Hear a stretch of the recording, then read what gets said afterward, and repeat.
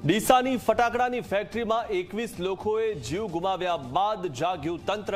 રાજ્યભરમાં ફટાકડાના એકમો પર ચેકિંગ કરવા પોલીસને સૂચના અપાઈ। અમદાવાદના વાંચ ગામ અને સુરતના રાંદેરના રામનગર ખાતે ચેકિંગ કરવામાં આવ્યું। ગુજરાતમાં સતત વધતી આગની ઘટનાઓ બાદ પણ રાજકોટમાં રૂડાની ઓફિસમાં બેદરકારી યથાવત। ઓફિસમાં ફાયરના સાધનો શોભાના ગાંઠિયા સમાન છે। જો કોઈ દુર્ઘટના સર્જાય તો જવાબદાર કોણ, તે સૌથી મોટો સવાલ।